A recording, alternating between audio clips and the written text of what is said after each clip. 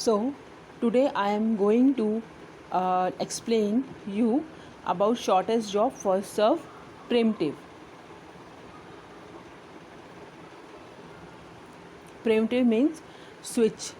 Primitive means switch, which can switch to the another process. So I'll explain what is shortest job first serve. Shortest job first serve is short job execute first. Short job execute first. So I'll explain it through the Gantt chart. So now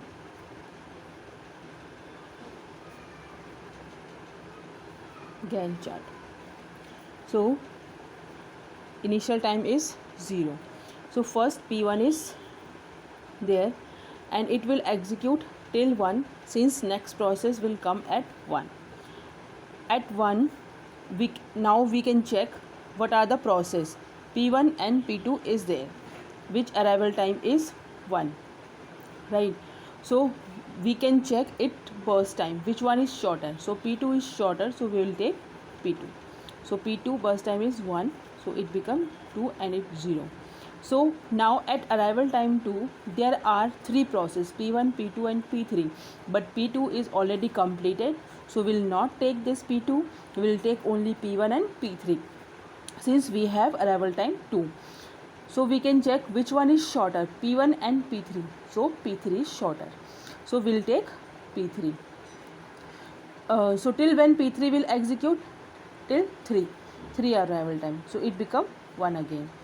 So now till 3 we have P1, P3 and P4. So which one is shorter? These two. Since it has a burst time is 1 and 1. So now which process will execute first then? So in this case where the burst time is equal, so we will take the first come first serve basis.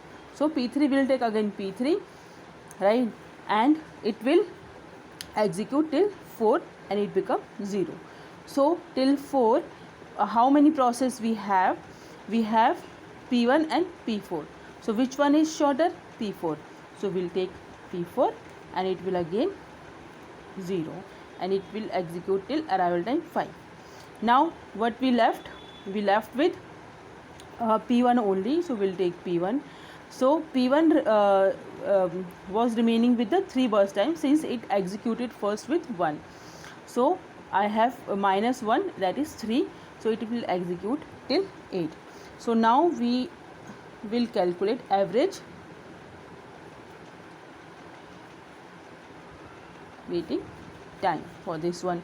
So we'll put all the process and we'll take the completion time. In the last video I have shown you what is the completion time. So P1 completion time is, we can start with the right hand side. So P1 completion time is 8, so we'll take 8. P2 completion time we'll check from the right hand side. So P2 completion time is 2, so it become 2. P3 completion time is 4, so it become 4.